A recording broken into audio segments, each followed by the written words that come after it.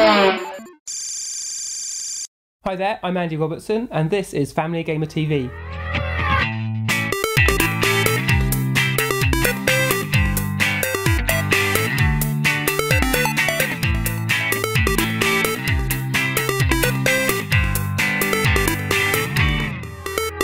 Welcome back to Family Gamer TV. I'm with Vanessa again. Another game you've been trying in a dance genre. Yeah. Dance Central 2. Now, it's a little bit more technical as a game. Yeah. How did you get on with that compared to just Dance 3? I didn't like it as much. I just found it... I'm sure if you were really good at dancing, which I'm not, you might love it. Yeah. But for me, you've got like this person to watch and you've got to try and copy them. But at the same time, there's these different things coming up the side that you're supposed to be copying. Yeah, so Dance Central is a much more, as you're sort of picking up there, is a much more hardcore sort of dancing game. And really, it's really trying to teach you to dance properly. See, that's where I'd have gone wrong. Yeah. So that's never going to happen. Well, it'll take a lot more time. Yeah. It's not the sort of thing where you can sort of just jump in and play. Yeah. It wants to teach you the different dance elements separately and then bring those together in the game. Yeah, but my daughter did beat me. That's a slight issue, and she is 6. Yeah. I don't like it. Yeah, actually, it's because I lost. Yeah, let's go back and play just dance. Let's go and play the one that I can beat you at. Yeah. Oh no. There you are.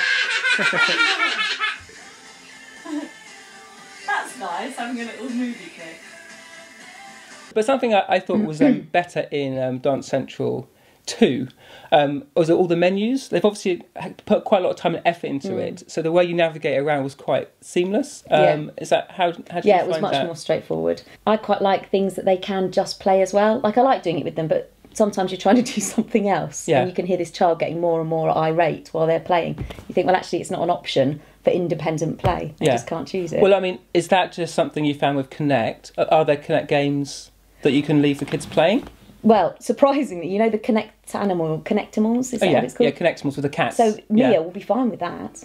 Oh, yeah, really? Yeah, I mean, she's not as focused as I would be to get through it, but she loves it, and she'll get herself back into the shop and buy some things, and then she'll get something out of the toy box and have a play, and she'll play on that all by herself. Wow, that's quite impressive, actually. Yeah, but she loves it. Yeah, cool. Another Kinect game is Disneyland themed. How are you guys with Disney?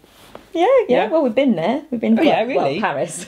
Yeah. So not to the American one. Yeah. But how do they do it in a game then? Well, they've taken one of the Disneyland parks and they've recreated it electronically, and apparently it is sort of modelled pretty accurately on the real place. But then the novelty here is that this is a Kinect game where you actually are open to explore the park. Okay. Most Kinect games, you are sort of funneled down a pretty narrow path and you have to go that way, you can't control it. But here, by pointing around, you can actually go where you like. Well, that sounds cool. So you just, how do you move around it then? Well, you turn by tilting your body, and then to move, you just sort of gesture forward. Right. And then you get a wand, and you can interact with different Disney characters. Okay. And what I like about it is that it weaves in lots of the Disney stories. So that there's a sort of a Peter Pan and a Captain Hook. So you meet those people who are around, are they then? You meet these different characters and you have a little conversation with them. Yep, and then you can get their autographs, you can get your picture taken with them. Did you guys do that when you got? Yeah, we did. Yeah, and all the pictures with them. Yeah, cool. Well, so you just do a gesture, which I think basically you just do taking like a camera gesture. Yeah. That goes into your autograph book in the game, and that's something you have to collect. Yeah. But then once you've met them, you can then go on their little adventure. And those parts of the game are then more directed, but there's like sort of flying elements and puzzle elements. So is that like the rides then? So it's like going on the Disney rides or different? It's more like it's more like following the stories. Okay. So it will take the Peter Pan story and break it into different levels. And in that particular one, you do a lot of flying. So there's 2 of you, and you have to go around, and you control how you're going, how high or how low. Oh, nice. There's lots of variety. 1 player, 2 player? Yeah, 2 players. Okay. Quite simple then, like in terms of moving around it and stuff like that. You've not got loads of menus to scroll through and get... Yeah, well, it is quite simple, but it's part of what some people are calling the second wave Kinect games. Now, these are ones which are slightly more ambitious in what they do. Right. So although they're simple to play, what they're actually doing with the controller and how much they're trying to detect of your movement is a lot more than the first games, because the developers have sort of got a better understanding of how to use the technology. For families, and particularly I think if you've been to Disneyland, it's quite a good game. Welcome to my gaming surgery. This is the part of the show where I get to answer your questions. This week we're looking at a follow-up from our Xbox Live talk last week, which is how do I actually subscribe to Xbox Live? Before setting up Xbox Live, there's a few things you should do.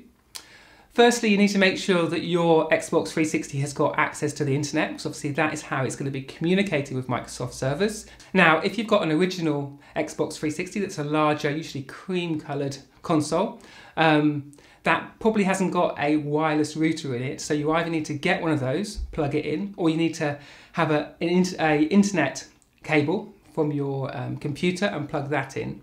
If you've got the newer slim version, it's often black, it's slightly smaller, they have a wireless router built in, so that's not a problem. The next thing you need to have ready before you can set up Xbox Live is a Windows Live account. Now, if you use a Hotmail or Messenger email service already, that may well be the case you have it, but if you don't have those, you need to set that up and make a note of what your email address is on that account and what your password is, because you're going to need to enter those into your Xbox 360 as part of the setting up process. Then the final thing to decide is which sort of account you're going to be subscribing to, whether you're going to go for your silver free account that gives you some basic access to download games, whether you want the full access with Xbox Live Gold, or whether you're going to be going for the family pack, because obviously there's the different cost at each level as well. Whereas the silver is free, gold is about £30, and the family pack for 4 people is in the region of £60. Once you've got all that and you know what you're doing, just turn on your 360, go to the Xbox dash and select the My Xbox section. Now, it's important that you log in with your avatar, because it's going to be them who are signing up to Xbox Live. Once you've done that, if you go to your avatar main page, just go down a couple of items and you can see a Join Xbox Live item. So just select that and it will start the Xbox Live subscription process. On the subscription page that comes up next, you can then decide whether you want your silver, your gold, or your family pack. Select the one you want, click proceed, and then it will take you through the different steps involved in signing up to Xbox Live. Now, if you already have an Xbox Live subscription but want to take advantage of the family pack, you can do that and you won't lose out any of your months. They're all credited back to you. You just go to your My Xbox section, select your avatar, and go down to Manage Accounts. Then in the subscriptions area, you can change your subscription to Xbox Live Family Pack. That will then take you through the process of subscribing as a family. Once you've done that, you can start the process of adding members of your family to your family group in Xbox Live. To do that, you should see a new Family Centre section on your dashboard. If you select that, you can then pick Add a new family member. Now, as you go through this process, it will ask you to either select an existing avatar or to create a new one. It will ask you for a date of birth and a name for this new family member in your group. And you'll also set up a new Windows Live account for them if they don't already have one. But before you can confirm the process, it will ask the primary subscriber to the Xbox Live Family Pack to enter their password. This is just to ensure that it is an authorised addition. The person who subscribed to the Xbox Live Family Pack is there in the room. There you go, I hope that was helpful and answered your question. We'll be back with more gaming surgery questions soon.